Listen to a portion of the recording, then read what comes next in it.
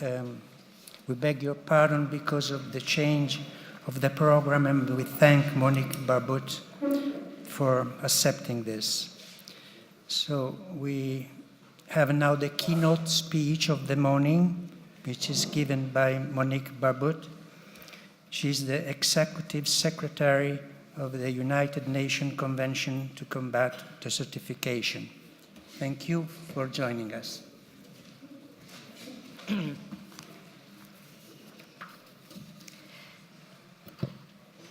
Good morning to everyone. Let me start with Leonardo da Vinci, who once said that water is the driving force of all nature.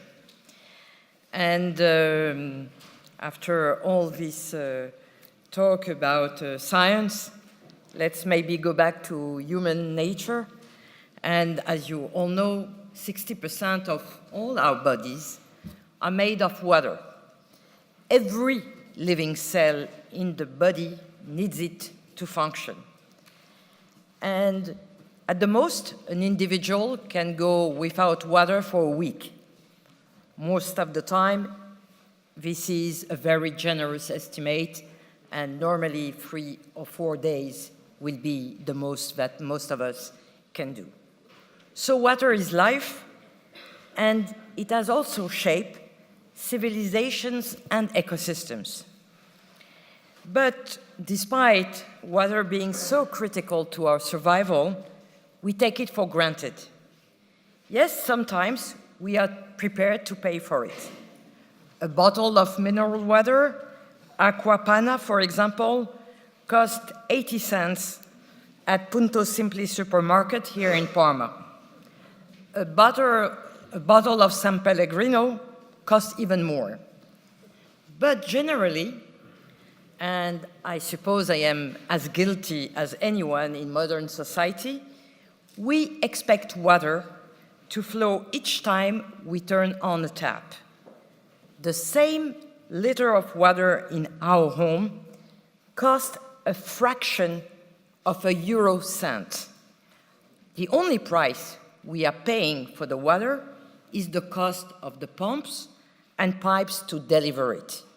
The water itself is essentially free. I am not saying that we should pay San Pellegrino prices, but we cannot any longer take the water for granted. Benjamin Franklin, one of the America founding fathers, summed up the situation very nicely when he wrote, "When the well is dry, we know the worth of water." And ladies and gentlemen, globally, our wells are running dry. Just 3% of the Earth's water resources are fresh water. And 70% of that fresh water is used for agriculture. And as we see population accelerate towards 10 billion people by 2050, demand for this limited water is expected to increase by at least 50%. By 2025, this is 7 years, 1.8 billion people will experience absolute water scarcity. And nearly 2/3 of the world will be living under water stress condition.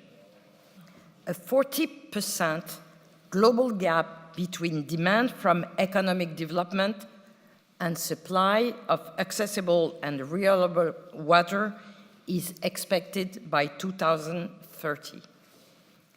So this intense water scarcity is being made much worse, of course, by the climate change we are experiencing. And we see it with an increased frequency and intensity of drought. 20% of natural disaster damage and losses are caused by drought. Since 2001, rainfall shortage and droughts have caused a loss of food production sufficient to feed about 100 million people every day for the entire year. That's equivalent, and a little bit even more, of the population of Germany. Drought lead to 85% of livestock losses. And on average, drought has cost us around 65 billion euro every year. Just look at the most recent El Niño. Between 2015 and 2017, it led to drought in over 20 countries. The worst hit were Eastern and Southern Africa. To understand what that means for people, you only have to see the impact on food insecurity in the region. At the height of the disaster in January 2017, 40 million people were directly affected by food insecurity in Southern Africa. At least 9.7 million people in Ethiopia needed emergency food for assistance. Across Africa, 1 million children required treatment for severe acute malnutrition. It has become the worst humanitarian disaster since World War II, and it barely registers our consciousness because it happens slowly. And once it does rain, when the drought is over, we tend to think no more about it, and quickly we go back to our business as usual life. It is really dramatic. Because we know the next El Niño drought will return regularly, probably as often as every 2 to 7 years. We know that the extent and the severity of drought will increase. This is because of climate change and unsustainable land use. Scientists have estimated that the fraction of the land surface regularly experiencing drought conditions is predicted to increase from less than 5% today to more than 30% by the end of the century. We know poor people who tend to be wholly dependent on natural resources like water and land to provide for their families will continue to suffer.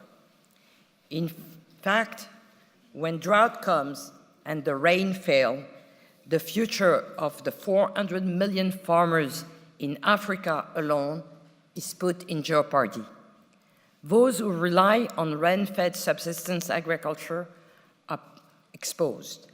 Rain-fed agriculture accounts for more than 95% of farmland in sub-Saharan Africa.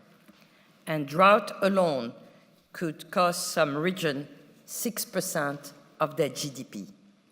We know people are going to be increasingly forced to decide whether to ride out a drought disaster and then rebuild, or simply abandon their home and migrate to the city or further. And we know that while Africa is clearly on the front line of drought, it is a problem worldwide. South America, the Middle East, and actually also around the Mediterranean basin. In 2017, many areas of Italy faced drought with rainfall 80% below average in the first half of 2017. Just last July, the Italian government declared a state of emergency in the area around Parma and Piacenza. The Po River in the Piemonte was 65% below the seasonal norm. So, country is still suffering. Your Ministry of Agriculture report that 11 Italian regions are requesting natural disaster assistance from the National Solidarity Fund. When we know all this, it is frankly ridiculous that we are not better prepared. and that we do not do everything in our power to avert the next drought disaster. We more than often not see it as a matter of poor luck if drought strikes. But the cycle of droughts and attempted recovery can be broken. And I am a big believer in the words of Lucius Annaeus Seneca, who once said, "Luck is a matter of preparation meeting opportunity." We can make our own luck. With that in mind, we in the UNCCD launched a special initiative on drought last year with two critical elements. One, preparedness. Second, mitigation. Preparedness. Many countries have a few elements in places, but it is rarely that you have a drought plan in full. Actually, there are only 3 countries in the world which have a full drought preparedness system. Those 3 countries are US, Australia, and Israel. That's it. When we know what drought is going to cause. So we have decided to help countries which wanted to go for a full preparation system to work with us. And we have now a pilot program of 55 countries which have expressed the interest in enhancing their national drought preparedness and planning. And this plan should create a nationwide, I suppose you would call it, command and control system. And the system will coordinate information and identify ways to prepare for drought. We will base it on the American model so that it will be able to indicate what needs to happen as soon as the possibility of drought is signaled by meteorological services. The plan will be endorsed and action triggered at the level of Prime Minister or President level.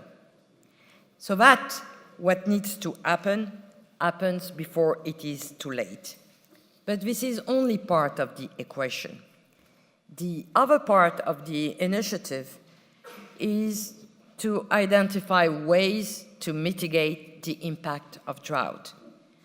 And we are currently developing a toolbox of techniques to be implementing at a very practical level, from crop and livestock insurance to watershed management. What is fascinating is this opportunity of working with nature.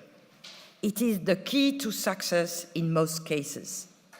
There can be a huge focus on strengthening natural infrastructure and the integrated management of land and water resources.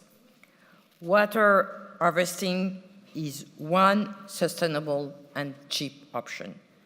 For example, a typical sand dam road crossing can enhance rural road infrastructure and yield 50,000 liters of water every day.